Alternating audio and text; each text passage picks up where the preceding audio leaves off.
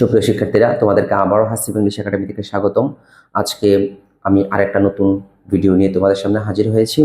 এই ভিডিওটি অত্যন্ত গুরুত্বপূর্ণ, কারণ তুমি যদি ভার্ব সম্পর্কে কোনো আইডিয়া তোমার না থাকে, অক্সিলারি ভার্ব সম্পর্কে, সেক্ষেত্রে তোমার ইংরেজি গ্রামার শিখতে তোমার একটু কষ্ট হবে। সেক্ষেত্রে আমি তোমাদেরকে আজকে যে ভার্বগুলোর সম্পর্কে আইডিয়া দেবো, সেটা হচ্ছে টু হ্যাভ ভার্ব। তো তোমরা সবাই জানো টু হ্যাভ অক্সিলারি ভার্ব দুই প্রকার, প্রাইমারি অক্সিলারি এন্ড হচ্ছে মোডাল অক্সিলারি।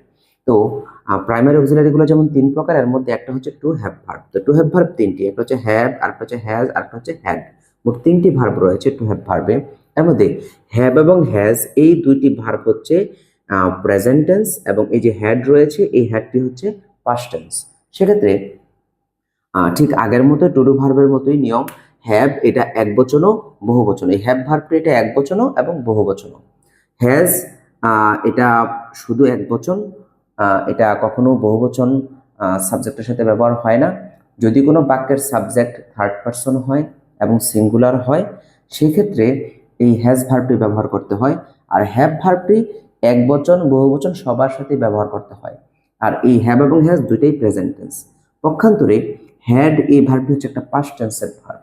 যেহেতু পাস্ট টেন্সের ভার্ব একটি রয়েছে ওই ডিডের মতো, সেক্ষেত্রে হ্যাড এটা একবচন এবং বহুবচন সবার সাথে ব্যবহার হবে। এই হচ্ছে টু হ্যাভ ভার্বের মূল কাজ।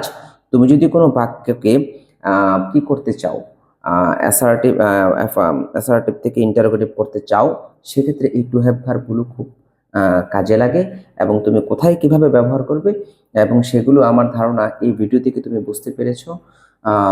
কোন সাবজেক্টের সাথে কোনটা বসবে, কোনটা একবচন কোনটা বহুবচন, এটা সম্পর্কে আমি তোমাদেরকে এই তথ্যগুলো দিলাম।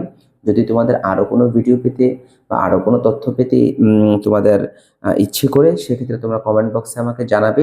আর আমার এই পেজটিকে ফলো দিয়ে তোমরা আমার সাথে থাকবে, যেন আমি আরো নতুন নতুন ভিডিও আপলোড দিতে পারি। ধন্যবাদ তোমাদের সবাইকে।